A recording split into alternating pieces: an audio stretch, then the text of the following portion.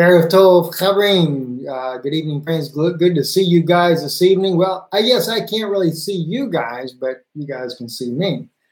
At any rate, I am trying to set the system here to where we can actually be on here daily, 8 p.m. Prague time, 2 p.m. Eastern.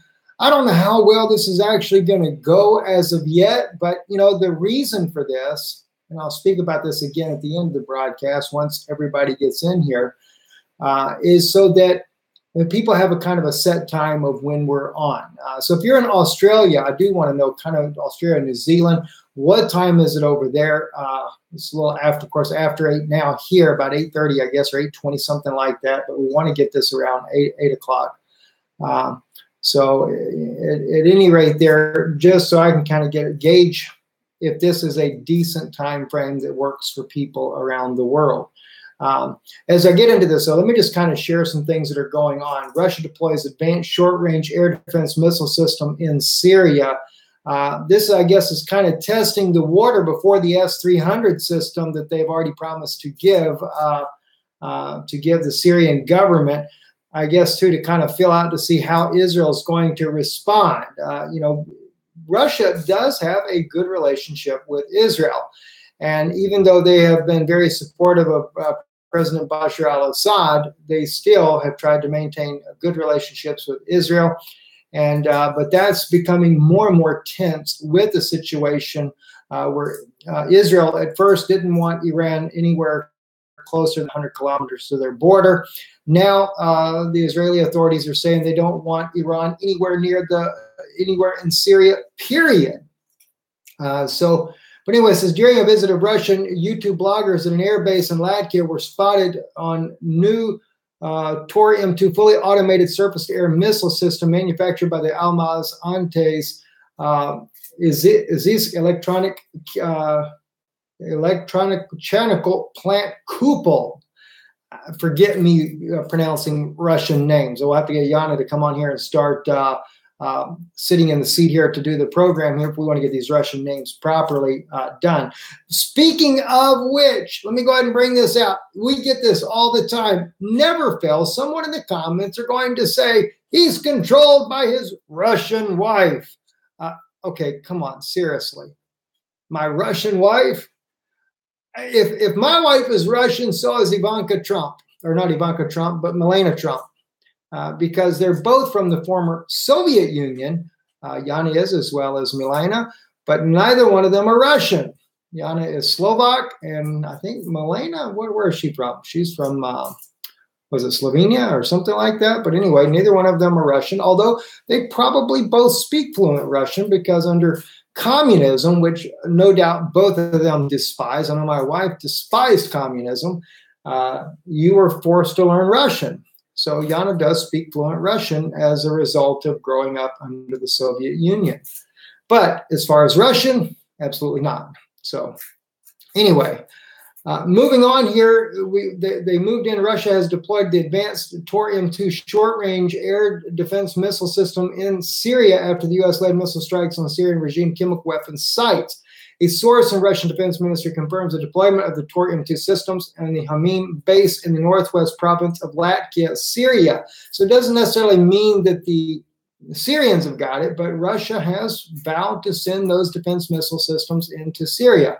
So we'll kind of have to see how that goes. I don't think it's going to go over too well, but at any rate, vast underground network tunnels were uncovered in Duma. Locals were forced by terrorists to build them under threat of starvation.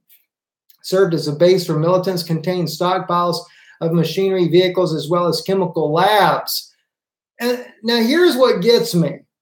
You're seeing this, and of course, let me back it up so you can see these network of tunnels in here. And I'll turn the volume down here just a little bit there, but kilometers of incident. But as we can see on RT here, just miles of tunnels that were dug, very elaborate system that was dug underneath Duma in eastern Syria there. And it was forced labor. I mean, this really reminds me of the neo-Nazi forced concentration camps that happened in Europe And I mean, I've had many of my family members that were a part of that as well. So I'm fully aware of what goes on. And it's very troubling to see that this was happening in East Ghouta, and also in Douma, Syria, suburbs of Damascus. And what's even more troubling is the fact that these men, these military jihadists that were running these forced labor camps, are all supported by who? The Syrian government. I mean, sorry, not Syrian government. Get my brain is not working good today. By the U.S. And their allies. That's who supports these guys. And so, very troubling indeed to see that not just the fact of the network of tunnels, but the fact of how they were being built. So, anyway, getting into also updated Syrian army punches its way forward into South Damascus, advance against ISIS from multiple directions. New front there. As they begin to push like this, I have a feeling it's not going to go over too well in the very near future. Someone, whether the U.S., France, Britain, whether it be Israel, they're going to do something to try to stop these gains here, because these are groups that the Syrian government is pushing against, are all supported by these different nations that I have mentioned here.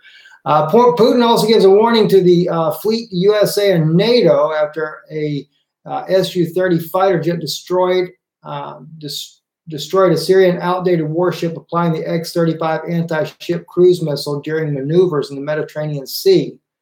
And as you can see here, let me see if we can blow this up. I just happened to catch this when I first come on here, and it was very interesting to watch this. They're targeting this outdated Syrian warship there. And buddy, that thing does some damage, which I'm sure the U.S. has the same type of technology as well. So as we know in Jeremiah chapter 49, trouble on the sea, and it cannot be quieted. Guys, listen, one thing I want to share with you here, and real quick before I do that, Michael D. also, Ukraine, the last 24 hours, 11 Ukrainian soldiers were wounded in Donbass, 8 in direct action and 3 in combat-related injuries. Tell that to everyone who doesn't know that there is a war going on in Europe, an active and ruthless war. That battlefront in Ukraine is definitely heating up, and it's not going to slow down, not a single bit there. And, it's just a matter of time before we have an all-out war, and Russia's going to protect the East Ukrainian people. That's just all there is to it, or Crimea. And Petro Poroshenko is wanting to take back these areas here. He's vowed to do so. And this is something, guys, you got to really pay attention to as well, because Erdogan had met with Petro Poroshenko, and they spoke about a surprise war they were going to do. And of course, in that war, that was to take back Crimea and eastern Ukraine. So Russia, they might think that Turkey is their ally at this point, but they're not. It's only a matter of time before Turkey really shows their true colors and their true intentions on what's going on in the world. All right, let me kind of tell you guys something here. Demonic entities head one world religion. This is our Patreon site here that we have. The video that I pre-recorded today, you guys will get to see part of that here on YouTube. And I'm actually going to speak about that even now while we're here live. And because I think it's just that important. But one thing you won't see, you're not going to, I'm getting a little bit more cautious about when I go to finger pointing, you might call it, certain entities in the world and who they are and what they are.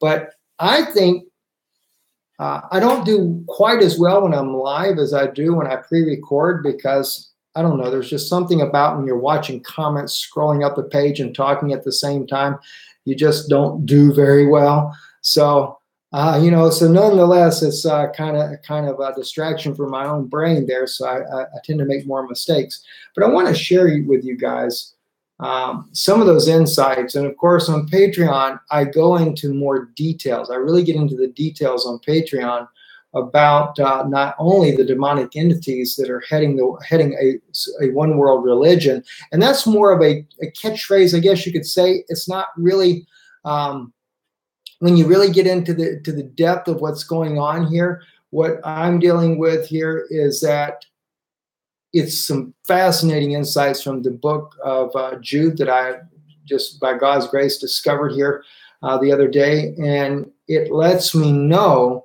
that it has a lot to do in our days with the one world religion. So I cannot wait to share these things with you there. And I really got to let me see if I can actually move chats out of the way for myself, because I love you guys. I'd love to be able to see what you guys are saying. But for me, it's just, I just can't get my mind to focus like I should. Well, I don't know how to move it. I'll just try really hard to stay my mind on what I'm talking about here, guys. All right, let's get right into this here, because I think it's very, very serious. Go over here. We're going to pull up the Bible. Oh, actually, well, I will need the Old Testament as well. Let's go into the New Testament. And let me say something seriously. If you're watching right now, you hate the biblical stuff, you come to Israeli News Live to watch the news, can I encourage you, don't leave? I'm going to tell you tonight is something that is going to shock even those that are not into biblical insights. They're not into prophetic things. And this is not so much a prophecy as it is just really revealing what's been going on for thousands of years. And so those of you that are not religiously inclined, you're more interested in just knowing the news updates, the things that we share there. I think you're going to find this interesting yourself, because it is very, very interesting. And when I spoke about this today on Patreon, of course, I go into a lot of details there that I probably will not do here. But I'm sure it would be a blessing to you if you want to check that out. And again, what I do, and I will air that actual interview here on YouTube, but you'll get about 30 minutes of it. There's about an extra 10 minutes of things that I go into on Patreon that I don't go into on here. Maybe in some of my older videos, you'll kind of get a general idea of that if you know about the way I believe anyway. But anyway, let's get right into it here. Jude starts out, he's writing his epistle, which is only one chapter. And as he starts off, he says in verse 3, when I gave all diligence to write unto you the common salvation, it was needful for me to write unto you and exhort you that you should earnestly contend for the faith which was once delivered unto the saints. All right. Again, listen, I can't stress this enough. If you're not into listening to biblical things, and that's normally when you check out of this live broadcast, you might want to stick around. Seriously. In fact, you might want to take and send some messages on Facebook and let people know they ought to be tuning in right about now, because I'm telling you, this is mind-blowing. We have, for example, I have on the video I did on the fallen angels in prison in Antarctica and still yet alive today. I forget exactly how the title goes there. It's getting close to 1 million views on there. And a lot of people are interested in this type of subject here, but very few have any idea that Jude, not only did he write about it, but he was trying to warn us of what's going on. All right. Now, verse 3, though, can be very contentious. And so I'm asking you to kind of bear with me. Like you, I have my preconceived ideas of what Jude has always been about from day one, just like you guys, when he speaks about the common salvation and then earnestly contending for the faith that was once delivered to the saints. I felt like, okay, the common salvation, we're saved and Jesus Christ, and we got to believe it, but we got to really contend for this faith. Right? That's the way I took it. Now, and that may still be the correct way of looking at that particular verse. But as we get into this, if you really begin to look at every verse that I'm going to share with you in here, you're going to find out that there is a demonic movement that is still very much alive today. Very demonic movement, very much alive today. All right, and it's not changed. It's not changed at all. The common salvation, if you look at this in the Greek language, all right, I was looking at some of these words. It's koinos, which it can also mean a profane or a defiled salvation.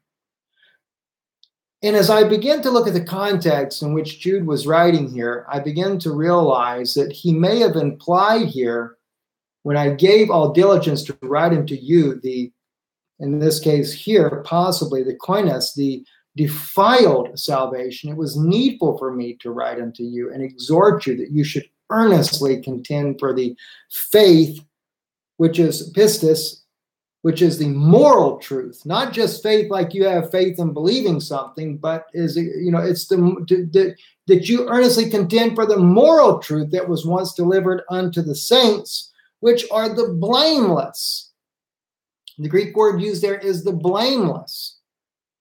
And those things are really important that you pay attention to that wording there. Now let's look at why I say this, all right? There's a reason for this.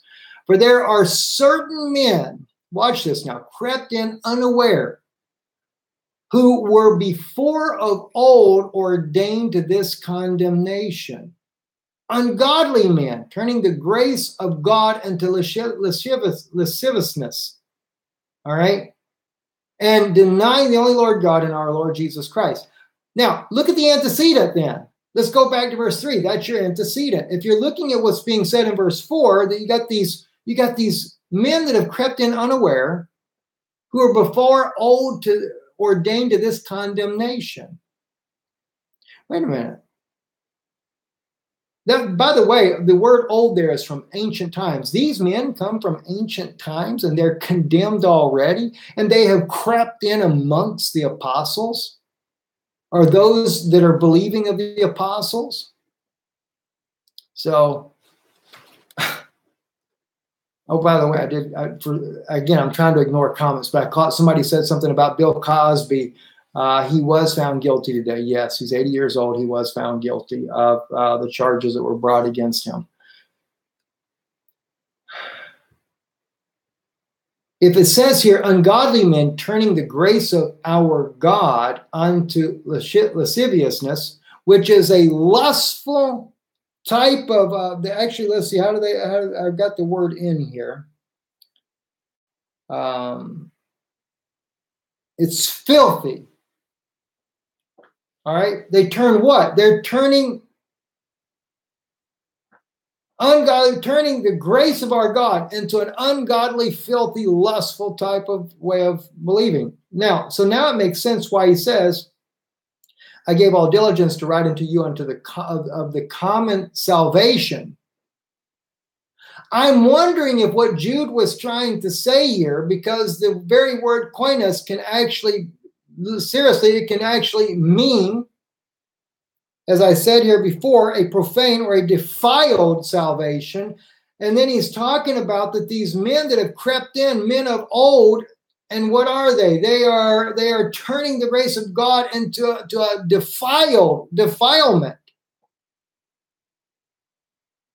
But you got to watch about these men that crept in. This is the key. How many of you guys know about reptilian, as they bring out these things here, these reptilian races, things of that nature? Now, I'm not saying per se reptilian races, but I'm going to tell you something here. These men that he's speaking about right here, that Jude is talking about, are descendants of the fallen angels. That's what this is. Now, bear with me, because you're going to find out that that's exactly what's being written in here about. It says, I will therefore put you in remembrance, though you once knew this, how that the Lord, having saved the people out of the land of Egypt, and afterward destroyed them that believed not. Again, like I said, you guys coming in here, you're not into the religious side of it. Stick around. Don't leave. Stick around, because you're going to want to know this yourself. So he talks about the time when Israel came out of Egypt, and afterwards, they were destroyed because they believed not. See, God's not going to destroy his own. But you have to remember, when the children of Israel left Egypt, they went out what? A mixed multitude. Now, generally, I've always assumed that when it said a mixed multitude, okay, though they had some Egyptians with them and maybe some other slave races that were there, that were, when I say slave races, in other words, the point being the Jews were in slavery in Egypt. They'd been there in slavery for quite some time, serving under the hand of Pharaoh's thugs. And there were other slaves there as well. And so I'm assuming, of course, they go out together with them.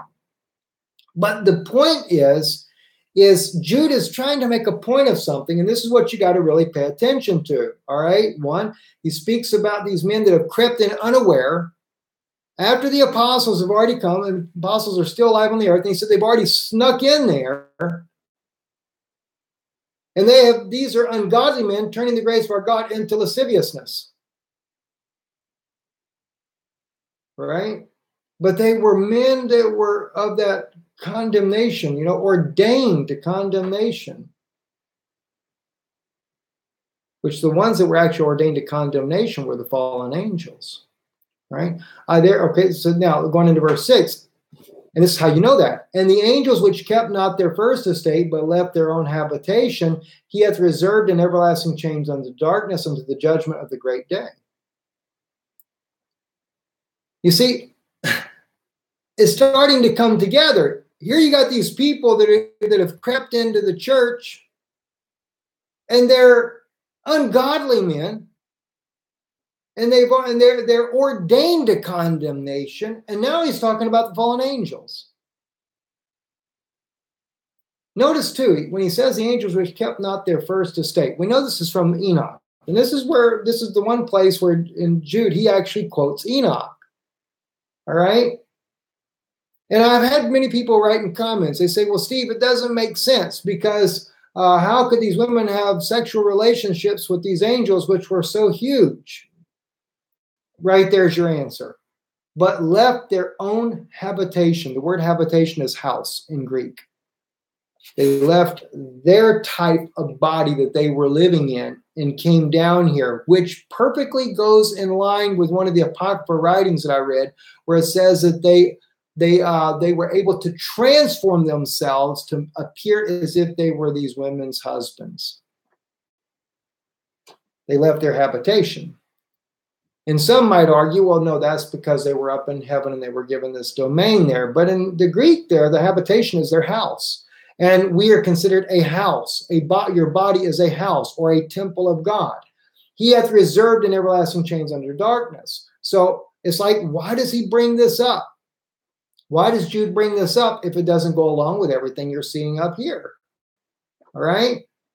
I write in you all diligence to write unto you the common salvation. It was an evil for me to write unto you to exhort you that you should earnestly contend for the faith which was once delivered unto the saints. And that's interesting. The word saints here means blameless. Now you understand why he calls them blameless or saints, because why? He's going to get over here at verse 6 and he talks about these fallen angels that come down. They're not blameless. And then they also produced a generation of children, giants, that were never blameless. Now the point is, if this was going on back then, it's going on today. And that's what he's going to show you. Even as Sodom and Gomorrah and the cities about them in like manner, giving themselves over to fornication. And if I'm not mistaken, the word used there is adultery. And going after strange flesh and set forth an example, suffering the vengeance of the eternal fire. I don't think that Jude is actually speaking when he says going after strange flesh, that he's really speaking as many consider it to be. It was a homosexual activity that was happening there. I think he's actually talking about what we would call today alien beings or, demons, right? Watch this though. Likewise also, these dreamers, now the word filthy is italicized, so we know in the actual Greek it's not there, so I'd just rather say it without it. Likewise also, these dreamers defiled the flesh, despise dominion and speak evil of dignities. How many times do you ever hear preachers speak about that and they talk about the dignities? You hate your rulers. Donald Trump was elected president and he was called of God, and you shouldn't despise your dignities. You shouldn't despise the ruler, right? No, it has nothing to do with that. These dreamers defile the flesh. Wait till I got it. I don't remember if it's in where I have some of these notes written down. Is it in Leviticus or Jeremiah or Deuteronomy 1? Remember when the Bible speaks about do not let your children pass through the fire to Molech? He talks about the dreamers and all that kind of stuff. You know?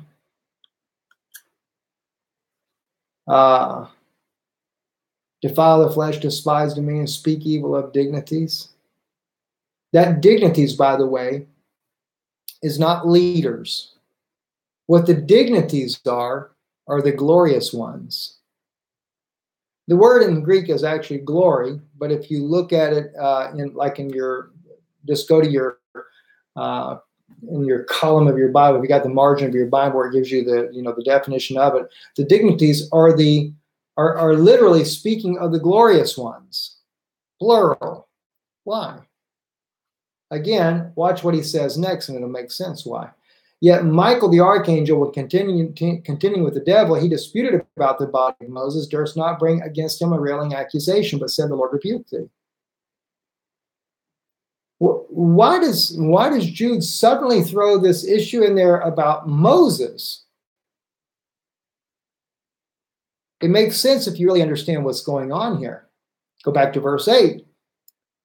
Likewise, also these dreamers defile the flesh. They're still bringing in these demonic beings. What does Jesus say in the Gospel of Matthew? There are more of the children of the devil than there are of the children of the righteous. I know I'm not quoting that exactly right. I actually, on Patreon, we actually pull that scripture up. More of them than there are of us. Jesus also said about many of the rulers of Israel in that day, you vipers. See? Reptilian race. This wasn't just a spiritual issue, friends. All right? Now, why does he bring up in verse 9 then about Moses? Because of this here. They speak evil of the glory ones. Why? I think, now this is a conjecture. I can't say I'm exactly right on this, but I believe it's speaking about your two witnesses. And this is why he brings up the issue about the body of Moses. Everybody believes that Elijah's coming back because we've got the prophecy of Malachi that says so. Right? Jesus said so as well. And Jude speaks about that. You know? Not that he speaks about that here, but at the fact that, in other words, he was one of the apostles, so he was well aware of Moses and Elijah meeting with Jesus. He was well aware of Jesus saying, when they asked him the question, doesn't the scripture say that Elias must first come? And he said, truly, Elias shall first come and do what? And restore all things. This is what they hate. Who hates it? These demonic beings that are born on this earth every day, that have infiltrated in the religious circles. So, yes, Elijah does come back because Jesus said he would restore all things, but so does Moses. And they hate this issue. They speak evil of the glorious ones. Just like we see over in Psalm 83, where it says that they have taken counsel against thy hidden ones. There is such a hatred for the two witnesses. And they have hated it ever since. And even Michael, the archangel, is contending with the devil. He disputed about the body of Moses. You know why? Because they're still saying, oh, Moses can't come back. He already died. You know, there's twofold reason for that, too, why Michael disputed with with Satan over the body of Moses. That's confusing for Satan, because Moses was just like the type of Christ, and Satan thought he won when he died, but the thing is, he didn't have a body. Yeah, he goes up on the rock, he dies, but he doesn't get the body, and he's supposed to be the angel of death. Why doesn't he get the body? So that's one of the reasons why he disputes over the body of Moses. Secondly, it's over this issue of the glorious ones, the dignities. They're going to return. And they hate that doctrine. That's what Jude is showing you. They hate that doctrine of the two witnesses coming. Why? Because they will expose this, as we call it today, alien deception. Think about what church is really into the alien baptismal thingy, and that might make bells start ringing. I don't know how that got up there, but all right. But these speak evil of these things which they know not, but what they know naturally as brute beasts, and those things they corrupt themselves. And they do. Yeah, that's one of the most disputed doctrines, is the two witnesses. And yet the evidence is overwhelming for Moses and Elijah. I know there's still people who believe it's Enoch, and I'm not going to condemn that, but I can guarantee you one thing. Again, Jude is dealing with it, and it's all, Moses is the very one that is so disputed. Okay? Very disputed. Woe unto them, for they have gone in the way of Cain, and ran greedily at the era of Balaam, and reward and perish in the gainsay of Korah. These are spots in your feast of charity, when they feast with you, feeding themselves without fear. Clouds they are without water, carried about of winds and trees, whose fruit withereth, without fruit, twice dead, plucked up by the roots. Raging waves of the sea, foaming out their own shame, wandering stars. Here it is again. To whom is reserved the blackness of darkness forever. And these wandering stars were in amongst the apostles then. Enoch also, the seventh from Adam, prophesied of these things, saying, Behold, the Lord cometh with 10,000 of his saints to execute judgment upon all, to convince all that are ungodly among them of all their ungodly deeds which they have ungodly committed, and of all their hard speeches which ungodly sinners have spoken against him. These are the murmurers and complainers, walkers after their own lust, and their mouth speaketh great swelling words, having men's persons in admiration because of advantage. Oh, yeah. Look at all these great evangelists that are supporting the president right now. Oh, he's a believer. It's far more sinister than what you guys realize. Far more sinister. I shouldn't say you guys realize. Maybe many of you guys do get this. It's very troubling to me. And let me just share with you as a reminder. Leviticus is probably one of the best places for this here. Chapter 20. Let me just read it from verse 2. Moreover, thou shalt say to the children of Israel, whosoever he be of the children of Israel, or of the strangers that sojourn in Israel, that giveth of his seed unto Moloch, he shall surely be put to death. The people of the land shall stone him with stones. Now, most people think, oh, that's because they're burning him with sacrifices. Right? No. I also will set my face against that man, and will cut him off from among his people, because he hath given of his seed unto Moloch, to defile my sanctuary and to profane my holy name. What's the sanctuary? The true sanctuary, human heart. It's your body. You are the temple of God. And when you give over the seed to Moloch, remember those fallen angels, fallen stars, as Jude's been talking about? You profane the sanctuary. Why? Every seed must bring forth of its kind, according to Genesis. And you're hybriding these seeds. No wonder why we got so much hybrid food today. No wonder why Monsanto makes sure that you get nothing but hybrid seeds. You know why? These fallen beings, they thrive on hybrid foods.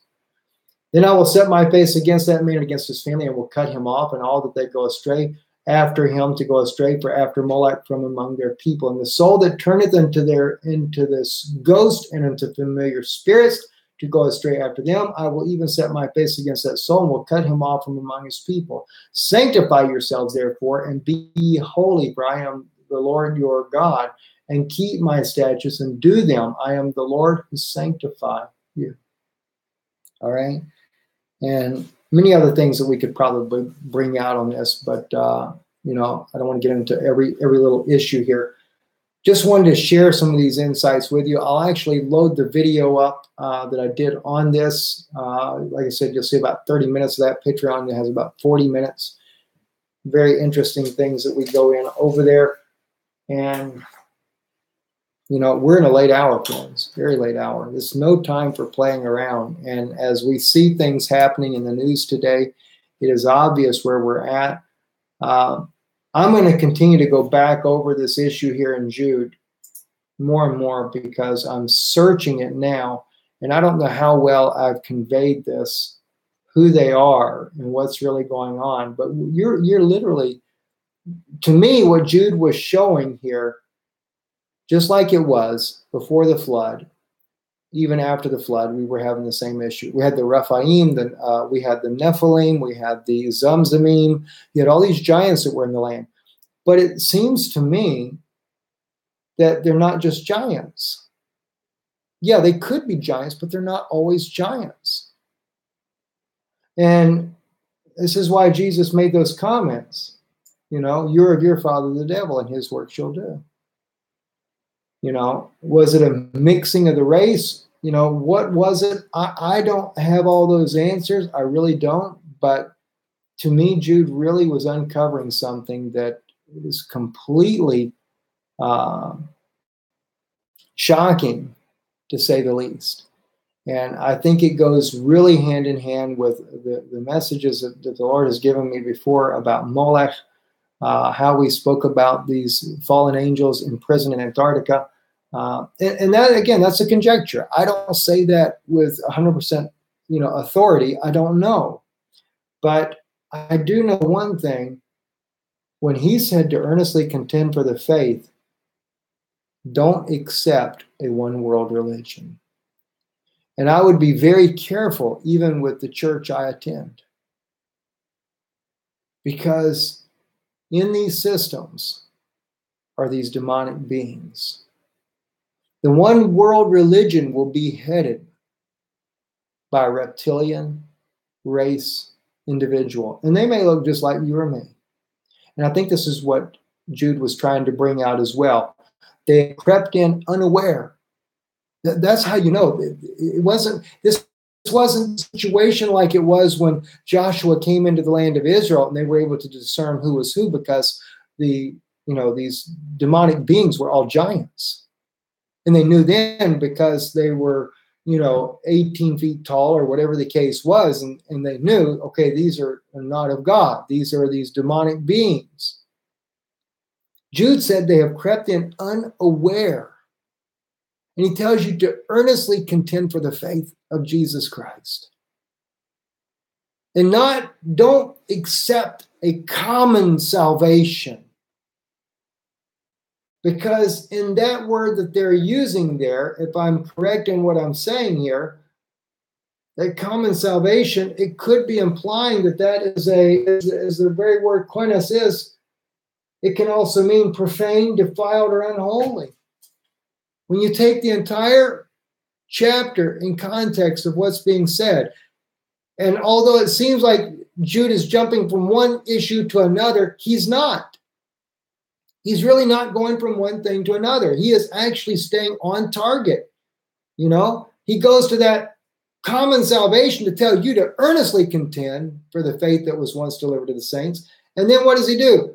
Certain men crept in unaware, who were before of old ordained to condemnation. He's letting you know that because the ones that were ordained to condemnation were those fallen angels that defiled themselves with the women and came down. And believe me, that doesn't mean it's bad for a man to be married or to have a wife. It was defilement because their estate was not to have wives on earth. And they broke the commandment of God. And clearly, they came down and transformed themselves, not that they were giants, but the women that birthed the children birthed giants. Now, some of the apocryphal works say that they actually died in childbirth. I don't know if that's really correct or not. But, then he says, I'll put you in remembrance, though you once knew this. So I guess the apostles knew a lot. Of course, they had to have known a lot more than what we know today. Look at Qumran, all the scrolls that were hidden there. And still, they were stolen. I can't tell you here why, but they were stolen. Many of those scrolls were stolen, so you would not know anything. But that's why they hate the dignities, the glorious ones. Because let me tell you something. I'll tell you, it doesn't matter if it's the Vatican or who it is. Hide those scrolls if you want to. God is sending those two witnesses, those dignities, those glorious ones. And they're going to tell us. They're going to tell us what you hid. And that's what you're afraid of. Why? Because you're not of this world. You have crept in unaware. And that's what's so slick about this even today. Many of them, they're wearing suits. As Jesus said, the hireling doesn't care about the sheep. He's only one that is there for the money. When you see preachers, that's the only thing they're interested in is money, then you got a hireling. And there's a good chance that he might even be part of that serpent race. I call it a serpent race. I don't know if that's the right terminology. I say that because we hear so much, about the reptilians. They say they shapeshift and stuff like that. Hey, I don't know. I do know I've seen a vision of that they have that ability to do so. But I can't say I'm just not studied in those areas as much. But the angels which kept not their first estate. See, he goes right into that. And I know I'm reviewing this again, guys, but I just feel like I want it to really sink in, all right? And even Sodom and Gomorrah and the cities about them in like manner giving themselves over to fornication, going after strange flesh. Now I'm not saying that they didn't have, that in Sodom, they weren't doing homosexual activity. Sure they were. We know that. The Bible plainly says that. But in this part here, they were going after strange flesh. This is telling us something else they were doing. Okay? Something else. Likewise, also these filthy dreamers defile the flesh. Again, everything is about defiling the flesh. What are they talking about, defiling the flesh? This is not a homosexual issue here. Even if you look in there, the dreamers, the necromancers that speaks about over in where's that at? I think I've got that written down here. Let me just pull it up real quick. Leviticus 20:22. I think that would really be. I don't know if that's it or not. Let me try Deuteronomy 18:20. I'll go down to 22 real quick. So I'm already in chapter 20.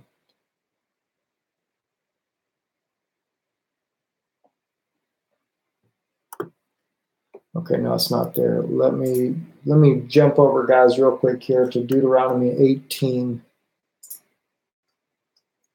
Because Deuteronomy 18, I think, is where it's at. And what verse do I have on here? Verse 10. When you come into the land the Lord thy God giveth thee, thou shalt not learn to do after the abominations of those nations. There shall not be found among you any one that maketh his son or his daughter to pass through the fire, one that useth divination, a soothsayer, or an enchanter, or a sorcerer, or a charmer, or one that consulteth a ghost, or a familiar spirit, or a necromancer. All right? There's another one, I forget where it's at, where it speaks about they use dreamers. In other words, it was one of the ways that they used to get over there. Now, here's what's interesting. Do you know the enchanter, if I'm not mistaken, let me just look real quick over here. I'll read it in Hebrew real fast. Yes, right here. Umenachash. Oh, sorry, you guys are not seeing what I'm saying. I guess you are, but where's it at over here? Here we go, right here. Umenachash, and from the enchanter, or literally nachash is the word for serpent. Now, this is just blow your mind away. Do you think that he was actually speaking about reptilian race people, the enchanter? I don't know. I mean, the word enchanter is literally nachash. There's no difference. So, or an enchanter, no, or from a serpent or a sorcerer. I mean, this is just weird. I don't know. But the point is, guys, it's a very serious hour. Yet Michael, the archangel, went contending with the devil and disputed about the body of Moses. What's that all about? Well, that's why. It's because right here, after he says, likewise also these filthy dreamers defile the flesh, they despise what? Dominion. And wait a minute, I think I wrote something about that on here. No, it wasn't. They despise dominion and speak evil of the dignities. The dominion, of course, because God has not exalted Moses and Elijah, but because they are coming back for the very purpose. They despise that realm that they hold. And that's why Michael he disputed with Satan over the body of Moses. I've kept you guys too long. Anyway, I love you guys so much. Appreciate you so much. Do pray for my wife as well. Like I said, the other day, she is headed back to the U.S. For a couple of weeks here. We got to get her back in a heavier vitamin C than what she's taking here. She doesn't take near as much as she does there. And she's got to meet back with her doctors as well, because I know they do want her to do 9 more months of that. And we appreciate those of you that are wanting to support this ministry as well. It does help. It's a tremendous lot of work that we're trying to do. We've been trying to also put together something to try to reach out to a peace delegation, I should say. Trying to put together a peace delegation that might try to help bridge a gap there with what's happening in the Middle East. I can't say much about that other than that. I don't know if that will ever come to fruition. I know biblical prophecy is going to fulfill regardless. I understand that. But at the same time, we want to do our part in standing for what's truth in this day and age that we're living in, especially in a world where there's so much ungodliness. Which, speaking of ungodliness, think about it. Is this really the Spirit of Christ to be warring? Is it really the Spirit of Christ for us to go out there and back the annihilation of another nation? Is it the Spirit of Christ? Even with our Israeli leaders, you have to understand, I support Israel. Israel is 12 tribes. Israel is a people. Israel is not just the Israeli government. I'm very concerned that Israel has been hijacked by the cabal, by the elite of this world. They have stolen our identity, and they are willing to go to war and try to just, I really don't understand what's going on. I really don't. I'm kind of troubled with some of these things. I'm going to do some deep study about this and some prayer about this. You guys pray for me. I'm really wanting to get an answer from the Lord to try to understand what's going on. Where are we headed to next? We see so much biblical prophecy being fulfilled right now, but where are we headed next? And I think Jude right here was a shocking reminder. And then also what's coming next. Jude spoke about those 10,000 of his saints coming to bring judgment. That's not going to be the Israeli army either, friends. I'm Steve Benoon. You're watching Israeli News Live. Shalom, shalom. Don't forget to thumbs up the video, by the way, too. And if you do want to support the ministry, just check us out, IsraeliNewsLive.org. And those that have trouble there, the next video I'll be loading, which is also about the same subject. Our address is on there in Florida. And go be a part with Patreon. That's another way as well. God bless you. Shalom.